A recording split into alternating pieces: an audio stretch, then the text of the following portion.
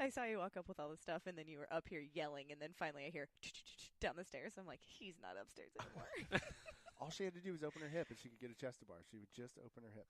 That was it. One day. She's going to get it for sure. Yeah. Oh, yeah. All right, guys, we're back. We're back, and we're talking about babies. We're talking about working out while you're pregnant. This is something that's been requested a few times, especially by people in our gym and around the community. Should I work out when I find out that I'm pregnant? Specifically, this has been asked from us specifically by CrossFitters already. So, what should I be thinking about when I'm pregnant and working out? But we thought what we would do today is not only cover, okay, great, you're a CrossFitter, you've been doing this for a long time, like what are some things you'd be thinking about, but what about a couple other types of people who haven't been doing CrossFit and maybe want to, or maybe not do CrossFit, but want to do some type of exercise activity, but they haven't been doing anything before they got pregnant. And then somebody kind of in the middle range who maybe hasn't been doing CrossFit, maybe now wants to, and their past was a little bit of activity, maybe like going to the gym 3 or 5 days a week or something like that, getting on a treadmill, some elliptical stuff, and just kind of go through those different types of avatars. And what we have professionally seen over the last 5 years since I've owned the gym, 10 years since I've been doing this stuff. Natalie's been doing this for a long time. You were pregnant and doing CrossFit, so that gives you a leg up in this thing too. Brett, you were pregnant at some point. That gives you a leg up. But yeah, so we have a subject matter expert here with us. Expert. Yeah, and Natalie, but we'll lean on you a lot. So, but let's just talk really quick. So, I found out I'm pregnant. Let's start with somebody who has been doing CrossFit for, let's say, at least 2 years, maybe like 3 to 5 days a week. They like to enjoy themselves on the weekends. They enjoy chocolate every once in a while. They're not like a crazy CrossFitter, but they're definitely in shape, especially compared to the normal community of people in the world. Natalie, this is going to be an interview process. Exactly. Natalie, what should that person be? Do they need to stop working out? They found out they're pregnant. They're really excited, but should they stop working out? No. Okay. No, they should not stop working out. Yeah, and we're done. And done, exactly. Did I do it? Yeah. No. Okay, great. They shouldn't stop working out, but what are some definitely things that they should be thinking about? So this is the person that has been doing CrossFit for a couple of years. Okay, and they're consistent. Yeah, They're we'll say consistent 3 to 5 days a week. Maybe they go on a vacation every once in a while. They don't know for like a couple weeks or something. But it's been okay for the last couple of years. Yeah, but their bodies are used to the stimulus that CrossFit elicits. Yes, so it is totally fine to continue. So I guess I'll preface this first with there's a lot of emotion that's involved with getting pregnant, whether it's planned, unplanned, whether you've been trying for a long time or you it was super easy to get pregnant. It happened on accident. No matter what, like even if you think you've planned for it, there's like a wave of emotion that you experience. And there's this like span of time where you start to question things, right? Like fear might set in, or, is this all going to go okay? And there's this process that you kind of start to go through, and taking yourself out of your regular routine is not what you want to do. So you want to do what your body is used to doing, and what you've built up for a long period of time. So it sounds like this woman who's been CrossFitting for 2 years, it's been decently consistent. She should continue to do what she's been doing in regards to fitness. Now, that doesn't mean that she's going to continue to probably get fitter through her pregnancy, but she is going to maintain her fitness level at that point, keep her body moving, maybe continue. I mean, you can still get a little bit stronger in certain areas through that process, and the accessory work, things like that might change a little bit, but yeah, that person should totally continue, especially if it's something that she feels rewarded by, right? Like if you feel good CrossFitting, or it's an experience that you have a good time with, or you enjoy your time at the gym and you feel like it makes you feel good, it should definitely be done. It should be something that you continue to do. Awesome. Yeah. So the mental aspects of it, like that dopamine release that happens when you accomplish something, you do something that you're really proud of, is just as important as the physical, right? Yeah. And there's in reverse to that, there's like a lot of hormonal responses that we have to fear. and stress, right? And so as much as we can do to mitigate those with the experience of something that we get pleasure from, like CrossFit, the better, right? Because there is this, I studied a lot about fear when I was pregnant, because I found myself thinking about, me thinking 10 steps ahead, thinking about like delivery. And I was like, and that's like an intimidating thing. Yeah. And I mean, at that point, I had no idea what I was going to do.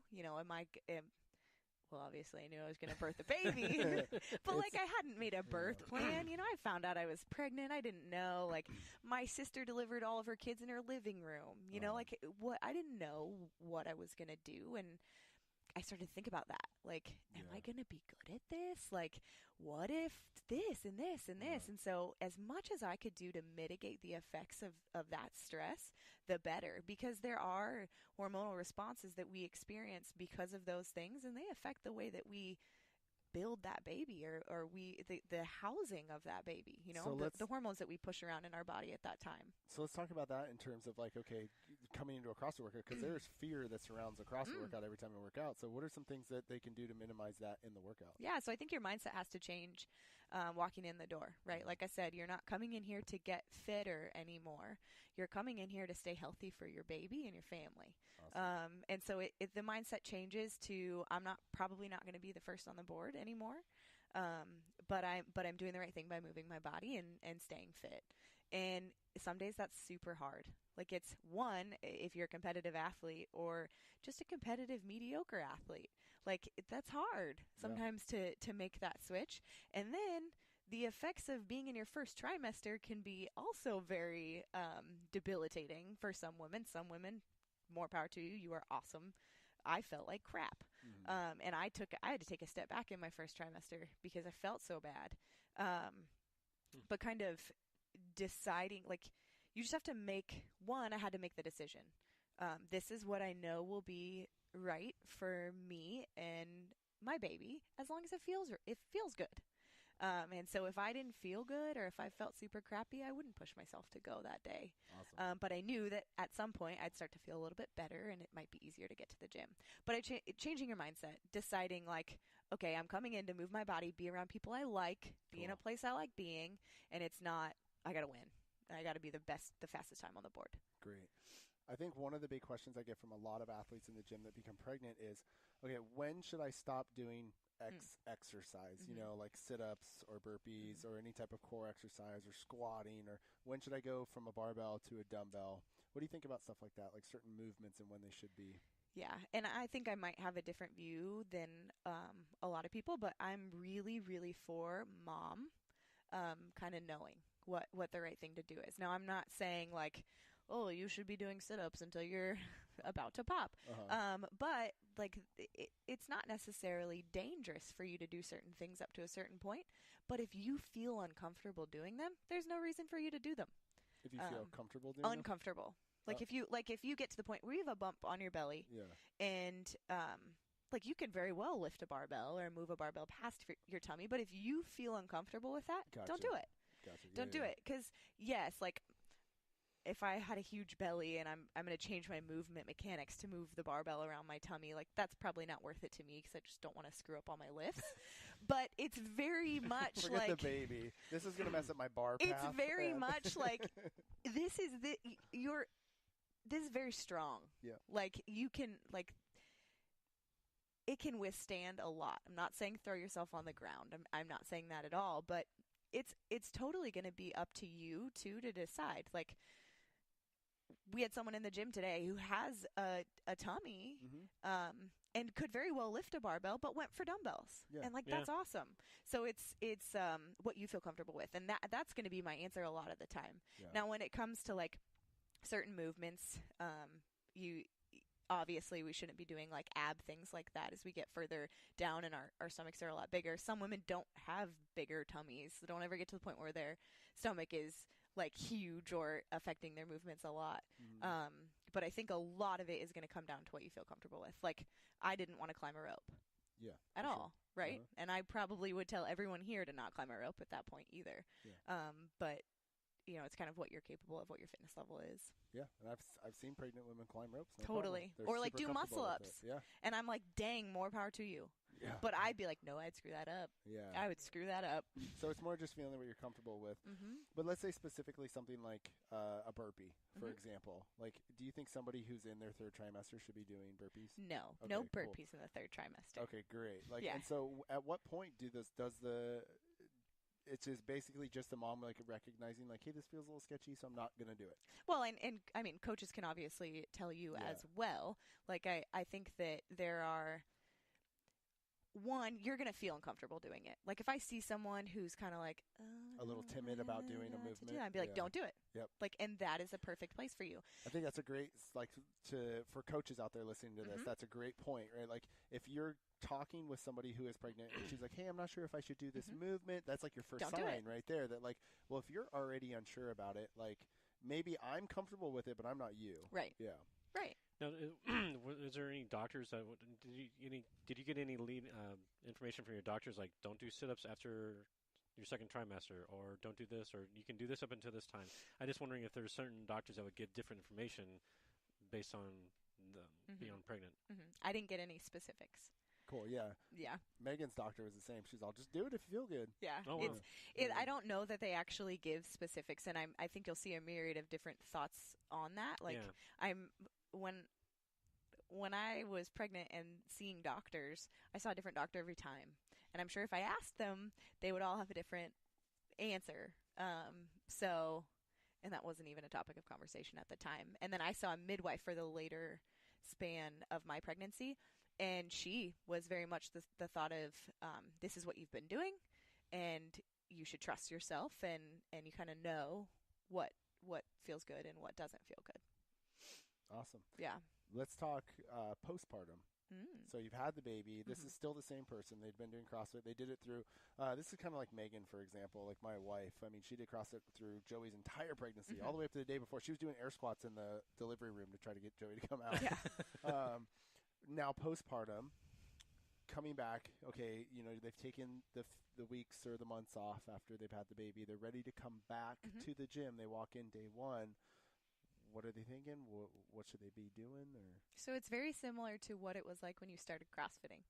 So we take people through an on-ramp at most gyms, right? Like, everyone goes through an acclimation period. They learn the movements. They just use the barbell for a certain amount of time. And I think it should very much be like that.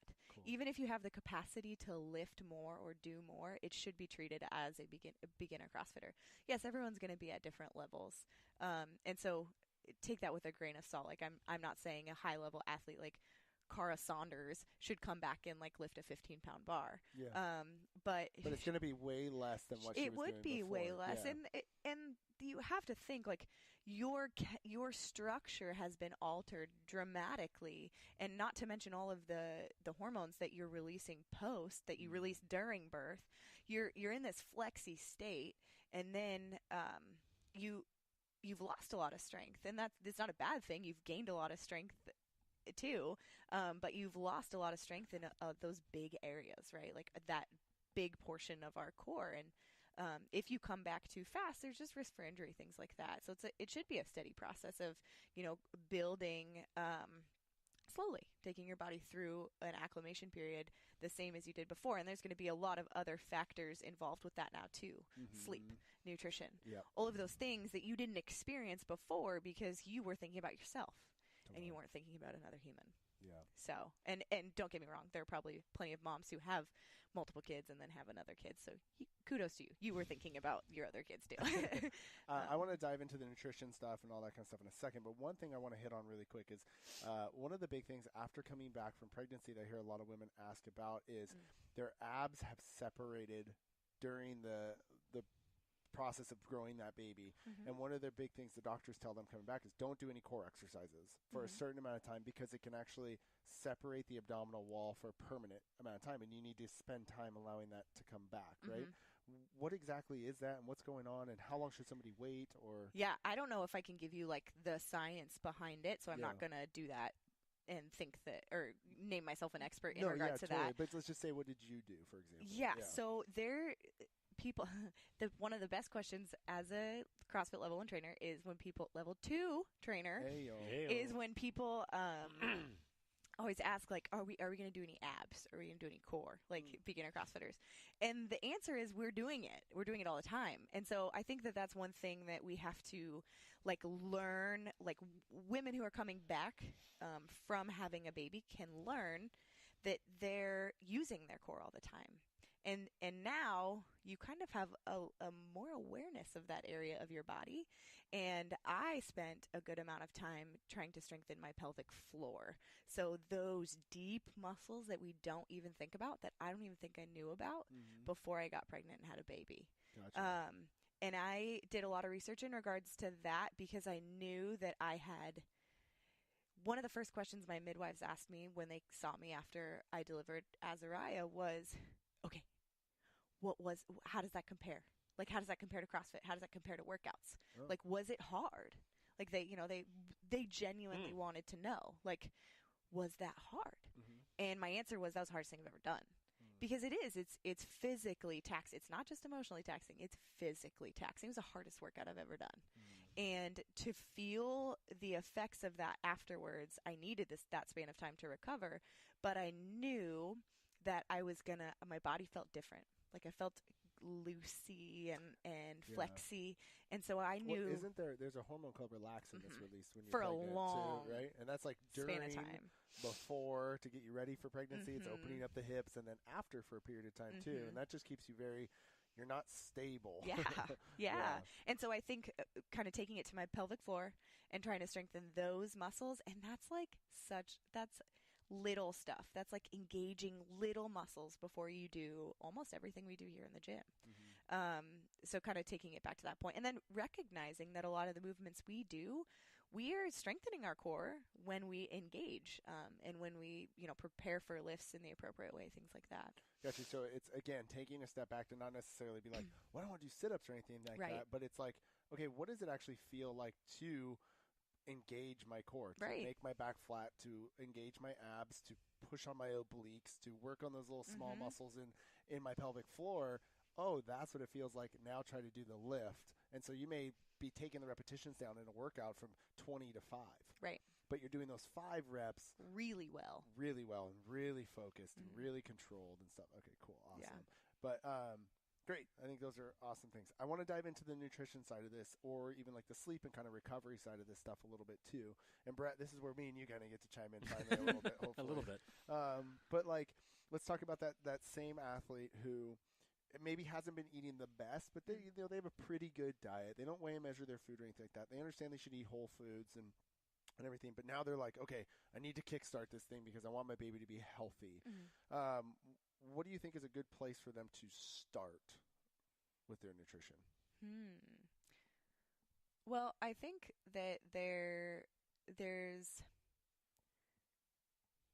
a lot of things, like I said before, that you experience right away that it definitely hit on appetite, right? Like, right away you start feeling like you want certain things and you don't want certain things and you're grossed out by other things. I think it's a good place to start by deciding that you have to eat enough of the right things. And so that's like a balanced diet. And most doctors, everyone will talk to you about taking supplements, things like that, like prenatal vitamins, things like that.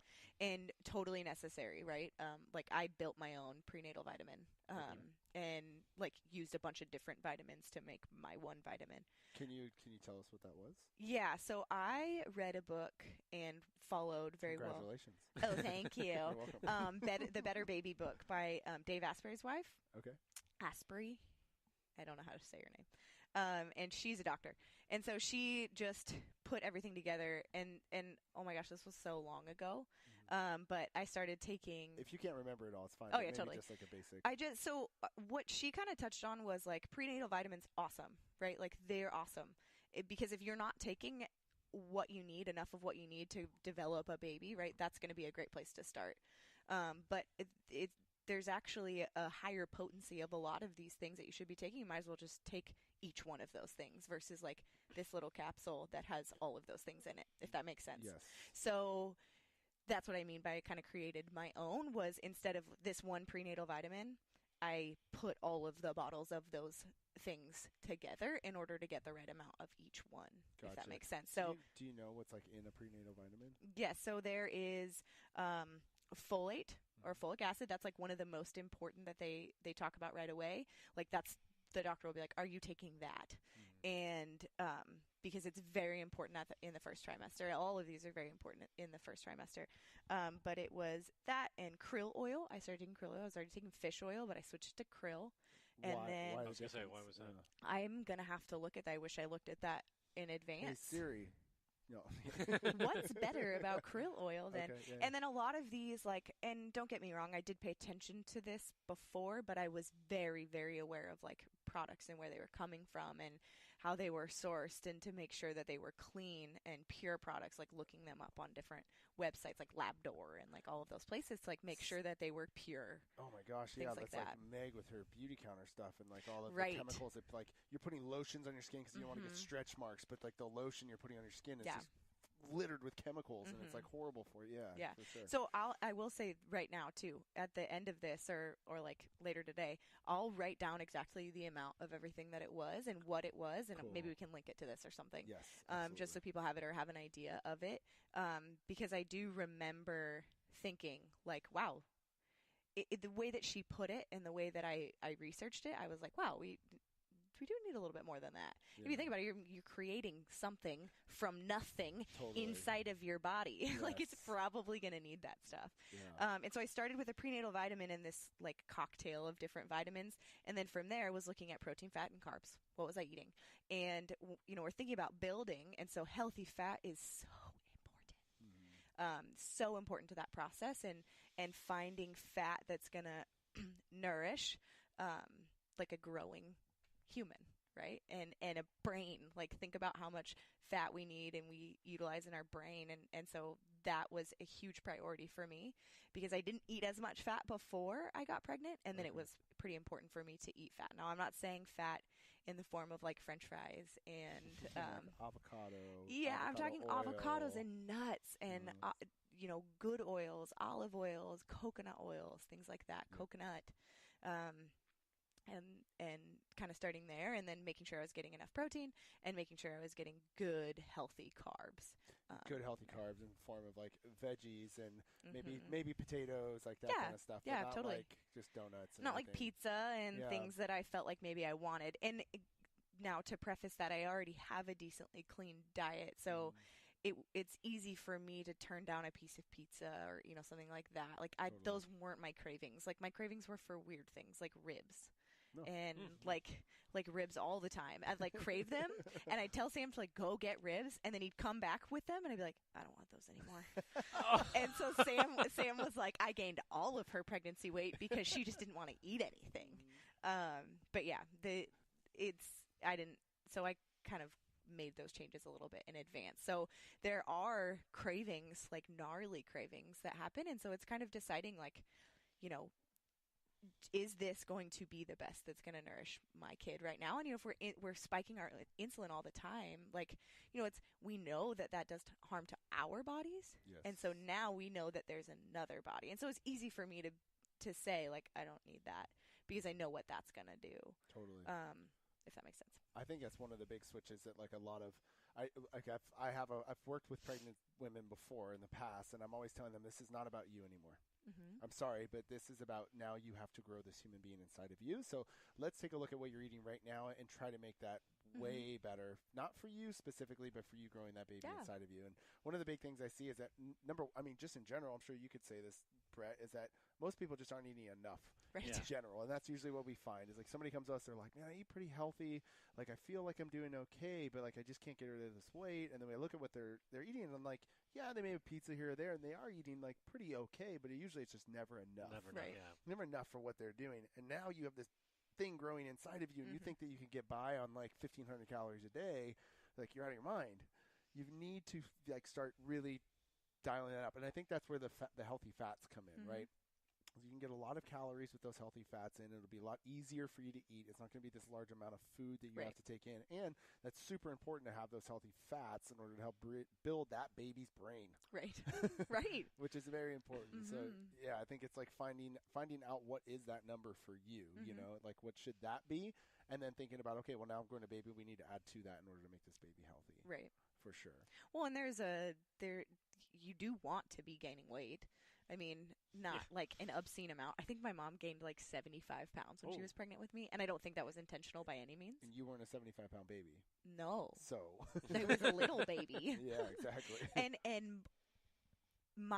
I didn't gain very much weight. I gained my weight later in my pregnancy, probably because I was losing a little bit of muscle in the process of, you know, my training volume went down a ton.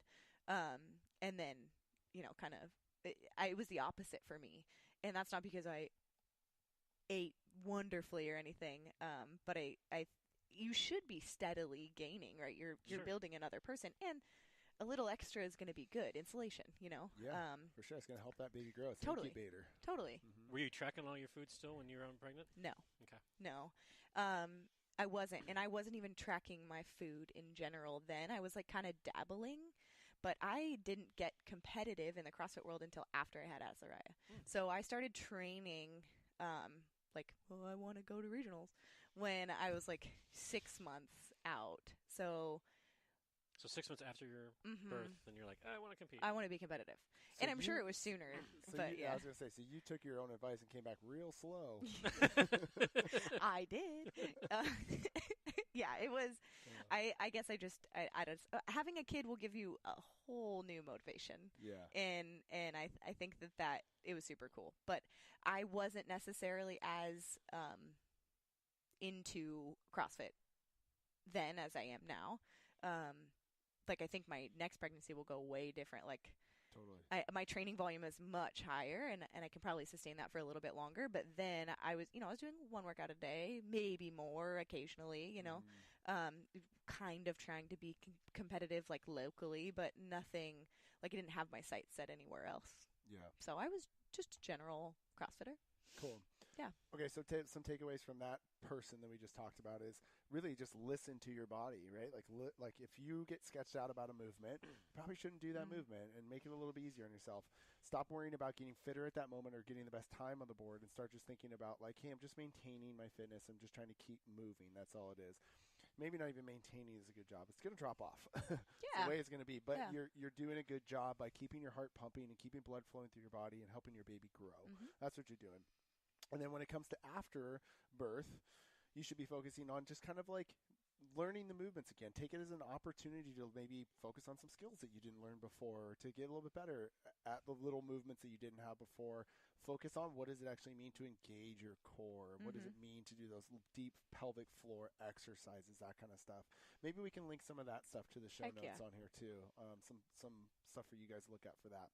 But let's move into somebody else now. Let's say that we have somebody who hasn't been working out, maybe didn't have the best diet, found out they're pregnant, now they're like, oh my God, I need to change things around because I'm about to grow this human being. They understand how important this is going to be. So should they just start working out right now, or what should they start doing at this moment? I mean, I think being thrust into the CrossFit world is not the direction that they should go. But I think that with supervision, it could be something you could do. Because everyone says to continue doing what you're currently doing. So if that person is sedentary or isn't moving or isn't eating well, and all of a sudden they're going to make this dramatic change to their life, that's going to be a dramatic change for the baby as well. That could be harmful. Yes. And so there are things that you could do that are low impact, less intensity, strengthening, things like that, that I think that person could benefit from, general just movement. But I don't know that starting them in CrossFit and like teaching them intensity would be the right thing to do. Totally. So almost like the person who's coming back after the pregnancy, that would be like this person, right? Like you're going to walk into a CrossFit gym, you say like, I want to start getting into shape and stuff. As a coach, if you're a coach listening out there, like great opportunity. Let's learn. Let's learn how to squat. Let's learn how to deadlift. Let's learn how to press. And let's keep that going for the next 9 months. This is just a really long on-ramp. is what we're doing. Really long. You're going to be one of the best lifters. You're going to have one of the best movements out of anybody in the gym because you spent 9 months in an on-ramp class. But intensity should definitely not be something we're adding to this person at all. So in my opinion, the best bang for that person's buck would be diet, sleep, stress. Like focus on those areas more than all of a sudden trying to like work out 5 to 6 days a week, right? Totally. With the diet for somebody like that, let's say that it's just a normal, I have a desk job, 9 to 5. I went to the gym last year once, I think. I have a gym membership, but I'm not even sure where. You know what I mean? Like that type of person. I eat whatever is at the office every day. Breakfast is what's breakfast, and dinner is whatever is being brought home and put in front of me from something we got on the way home. Where do I begin with this nutrition thing? Brett? Maybe. Clean things up one step at a time, taking one step at a time, focusing either on maybe getting a breakfast meal in and getting lean proteins and getting some veggies in. Focus on that for a bit. Then let's build up on that. Let's go to lunch. Let's focus on that a bit. Worry about that, and then build into the dinner section as well. Just trying to slowly, we're not trying to cold turkey what you're eating now when you're going to scrap that and we're going to develop this. No, let's slowly build habits, strengthen those habits, and build up on them. Yeah. I think I definitely make sure that person is getting all the micronutrients that they need. So that like that prenatal stuff. Yeah. And it's very common for women to know like prenatal vitamin. I'm not saying all women know that by any means, but it is pretty common. But just to make sure that person is getting adequate, at least, added supplementation for that, would be probably my first place. And you can get a lot of that stuff through food, but just making sure that they had that. And then, just like Brett said, finding places to start to make changes and, water, all of those things that probably aren't being thought about too much. Totally. Awesome. I think that's a great place for us to end it right there. It's just, so if you guys have any more questions about, hey, I'm pregnant, or I'm thinking about getting pregnant, or I was just pregnant, or anything like that, please feel free. I would go to Natalie first for sure. She's definitely the resident expert here. But anybody here at Coast Range could definitely help you out. We've actually spent extensive time over the last few years talking about this subject with our coaches and what they should and shouldn't be doing. And if you see somebody in the class who's pregnant, make sure that you go and talk to them at least 5 or 6 times during the class, and they should be able to talk back to you. Right. Not like, I can't breathe. Yeah. So we're here for you guys. If you have any questions about this stuff, we'll link some of that, like the prenatal vitamins and maybe some of the pelvic floor exercises you guys can do into the show notes. But I think the big takeaways from this are just listen to your body. Yeah. Listen to your body. If it sketches you out, definitely don't do it. There's a lot of research and information on stress while you're pregnant too, and I think that if I were to direct any pregnant woman, I would direct them in that direction. Like, learn a little bit about stress and what it does to your body, and what it does to your body on its own, and then think about what it could be doing to the baby inside of your stomach. Totally. Because it does a lot to our bodies, and I think we know that. But it becomes more apparent when you're building another baby or another human. So I think that was one of, like, when I learned what my stress response was doing to my uterus while I was giving birth, I was like, this is crazy.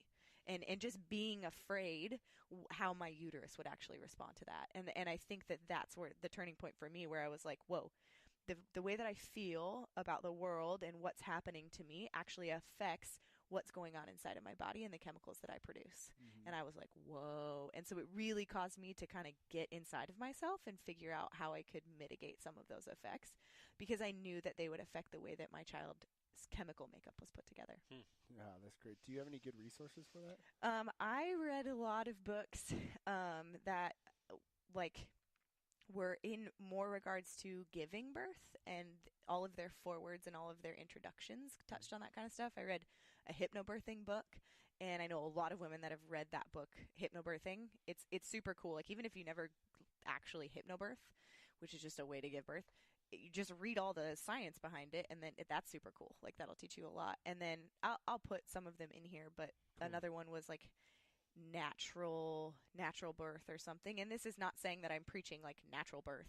No, It taught me a lot about what my body was doing in the process. So that's why I kind of reference them to a lot of people, because they taught me the process. And I think that that's a huge part of like being comfortable with it and like starting to be okay with that process and alleviating some of the stress, was just knowing what was going on. So, yeah. Very cool. Awesome, you guys. Okay, well, if you want to find out any more information about us, you can find us at Coast Range Nutrition on Gmail or at Coast Range CrossFit. You can find me at WestPyatt2013 on Instagram. Brett? Nutrition_by_Brett. Nat loves you 22. Nat does love you guys. I'll see you